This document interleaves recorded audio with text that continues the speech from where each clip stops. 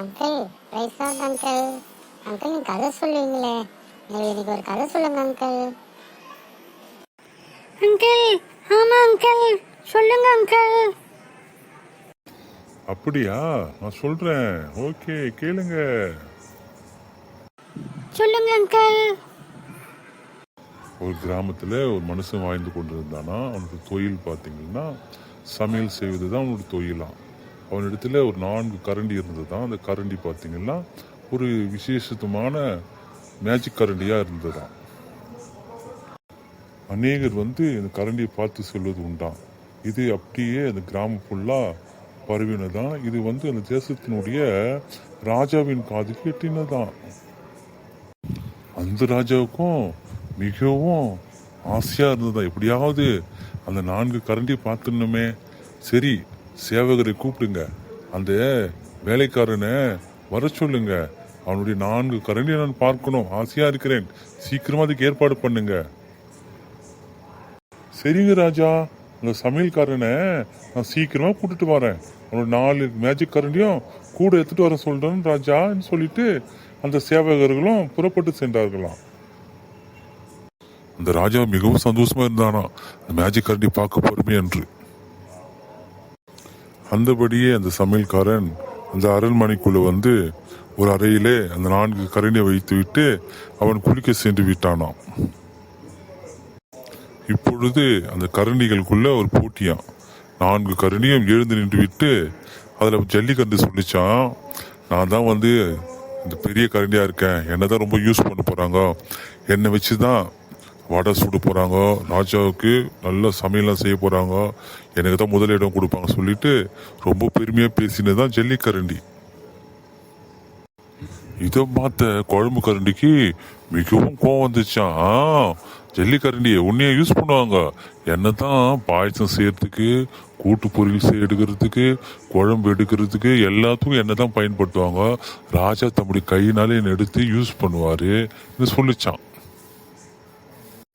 இவங்க 2 கரண்டியும் பேசினதை பார்த்த தோசை கரண்டி, உங்களை சாப்பிட்டு சாப்பிட்டு ராஜாவுக்கு உடம்பு கெட்டுவிடும், அதனால எண்ணெய் வச்சுதான் தோசை ஊத்தாப்பம் போன்றது செய்ய யூஸ் பண்ணுவாங்க, நான் தான் ராஜாவோட உடம்புக்கு நல்ல சுகத்து தரும்படி ஆகாரத்தை கொடுப்பேன், வாயை மூடுங்க.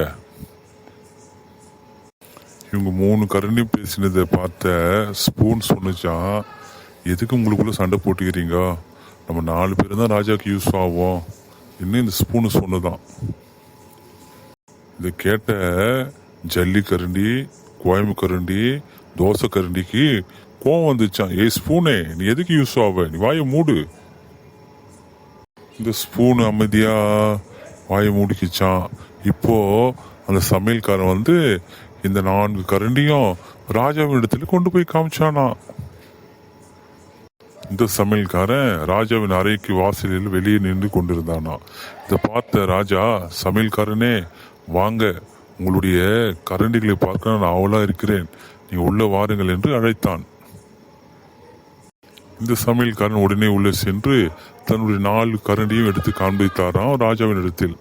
அப்பொழுது 4 கரண்டியும், ராஜா வாழ்க, வணக்கம் ஐயா, நாங்கள் உமக்கு சேவை செய்ய நாங்கள் வந்திருக்கிறோம் என்று ஒன்றாக கூறினதாம். இதை பார்த்த ராஜாவுக்கு மிகவும் ஆச்சரியம்.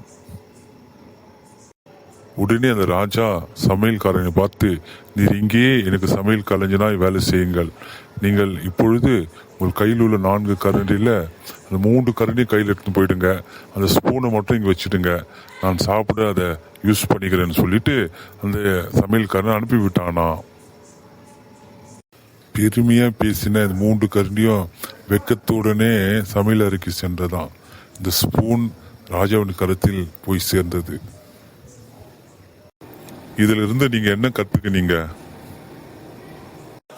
அங்கிள், அந்த 3 கரண்டியும் பெருமையா இருந்ததுனால சமையல் அறைக்கு சென்றது அங்கிள்.